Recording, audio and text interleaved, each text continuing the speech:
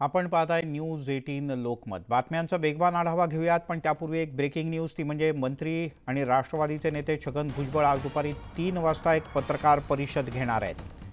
अर्थात छगन भुजबळ यांच्या पत्रकार परिषदेचा नेमका विषय काय हे जाणून घेण्याचा आपण प्रयत्न करूयात। प्रणाली कापसे आपल्या प्रतिनिधी आपल्यासोबत जोडल्या जात आहेत।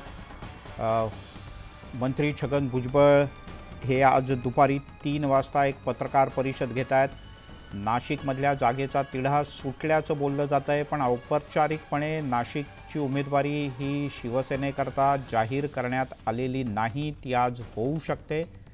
प्रणाली कापसे आपल्या प्रतिनिधी आपल्यासोबत जोडले गेले आहेत। प्रणाली, छगन भुजबळ यांची अचानक पत्रकार परिषद दुपारी, काय विषय आहे?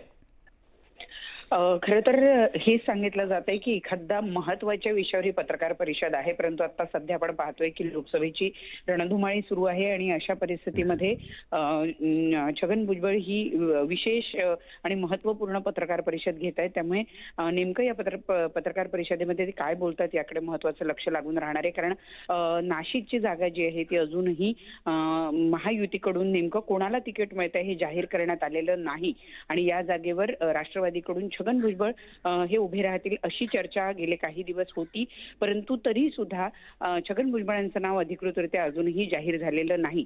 त्यामुळं नाशिकच्या जागेच्या संदर्भामध्ये कुठली घोषणा होते का हे बघणं महत्त्वाचं ठरणार आहे।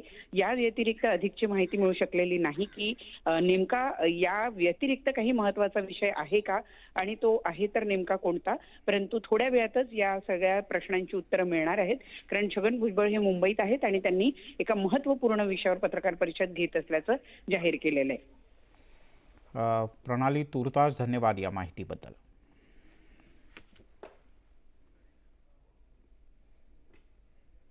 आणि आता घेऊयात बातम्यांचा वेगवान आढावा।